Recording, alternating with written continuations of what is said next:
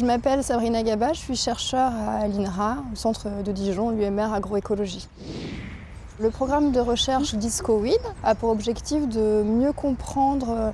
la répartition des plantes adventices dans les milieux agricoles et aussi leur impact sur la production agricole. Les plantes adventices sont toutes les plantes sauvages qu'on va trouver dans les milieux agricoles, notamment dans les cultures comme le coquelicot, le bleuet, le chardon ou les tulipes. Ces plantes ont historiquement posé des gros problèmes en agriculture du fait de la compétition qu'elles vont exercer pour les ressources, l'eau, l'azote, la lumière, et aussi par le fait qu'elles produisent énormément de graines qui permettent aux populations de se maintenir dans le temps. Dans les années 50, avec l'apparition des herbicides, on avait pour objectif de les éradiquer et donc l'impact sur la production agricole a été fortement diminué jusqu'à moins de 8% par exemple dans les blés. Aujourd'hui, on observe un déclin massif de ces populations adventices, ce qui pose un souci notamment en termes de maintien de la biodiversité puisque comme ce sont des plantes, elles sont à la base de chaînes trophiques et elles vont fournir des ressources notamment pour des pollinisateurs en termes de nectar, de pollen, également de graines pour des oiseaux ou des insectes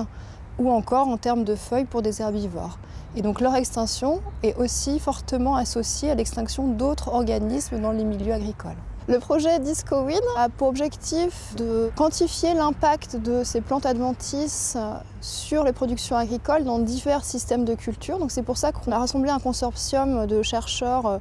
de différents pays, d'Angleterre, d'Espagne, aussi d'Argentine et des chercheurs français, afin de pouvoir explorer ces relations entre ces plantes et les cultures dans des contextes climatiques, pédologiques différents, mais aussi de production différents. Par exemple, en Argentine, on a des systèmes, on a abandonné le travail du sol depuis plusieurs années avec une utilisation massive de plantes OGM, alors qu'en France, on a des systèmes beaucoup plus diversifiés, allant de systèmes biologiques jusqu'à des systèmes très conventionnels. Les études récentes dans les systèmes de culture actuels montrent que l'impact des adventices est plutôt négligeable sur la production agricole, ce qui questionne l'utilisation des herbicides, qui sont un des pesticides qui est majoritairement utilisé notamment en France et qu'on retrouve très fortement dans les eaux. Il faut revoir les modes de gestion de ces plantes adventices en changeant nos objectifs, c'est-à-dire qu'on ne va plus chercher à les éliminer pour favoriser la production, mais on va gérer ces plantes adventices afin de maintenir la production agricole tout en pouvant maintenir une diversité de ces plantes qui va pouvoir permettre par exemple de garder des plantes utiles pour des pollinisateurs, mais d'autres plantes qui sont des plantes rares qui sont en forte extinction actuellement.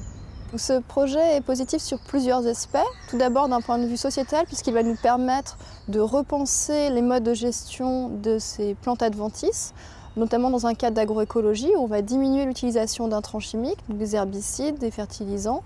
en essayant de favoriser des processus écologiques, notamment des régulations. Un deuxième bénéfice, c'est qu'il permet également de renouveler des questions en écologie, donc d'un point de vue scientifique. Et finalement, c'est aussi bénéfique de pouvoir échanger avec des collaborateurs de divers horizons.